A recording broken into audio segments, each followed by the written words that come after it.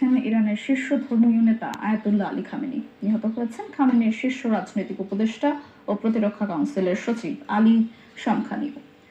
এজন্য ইরানের 40 দিনের রাষ্ট্রীয় শোক ও 7 দিনের সরকারি ছুটি ঘোষণা করেছে দেশটির কর্তৃপক্ষ। এদিকে ইরানের অন্তর্বর্তী দায়িত্ব পালনের জন্য 3 সদস্যের একটি কাউন্সিল গঠন করা হয়েছে। অরিসুল ইসলামের প্রতিবেদন।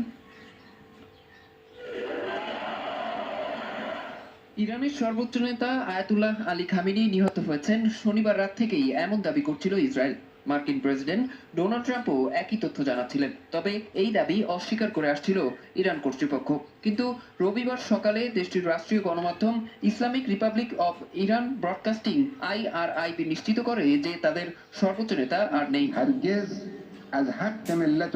শনিবার নিজের অফিসেই কাজ করছিলেন খামেনি, সে সময় কাপুরুষের মতো হামলা চালায় ইসরায়েল। প্রাণ যায় ইরানের সর্বোচ্চ এই নেতার। ইরান জানিয়েছে খামেনির মৃত্যুতে 1 মার্চ থেকে 40 দিনের রাষ্ট্রীয় শোক পালন করবে গোটা জাতি। ঘোষণা করা হয়েছে 7 দিনের সরকারি ছুটিও।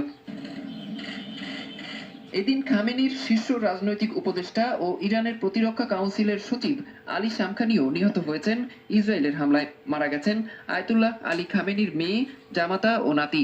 ইসরায়েল যুক্তরাষ্ট্রের যৌথ হামলায় প্রাণ গেছে ইরানের 40 জন উচ্চপদস্থ কর্মকর্তারও। এই অবস্থায় ইরানে অন্তর্বর্তী দায়িত্ব পালনের জন্য দেশটির প্রেসিডেন্ট, বিচার বিভাগের প্রধান ও গার্ডিয়ান কাউন্সিলের একজন জুরিকে নিয়ে 3 সদস্যের একটি কাউন্সিল গঠন করা হয়েছে। সংকটের এই সময় তারাই নেতৃত্ব দেবেন ইরানের। অরিসুল ইসলাম, 71।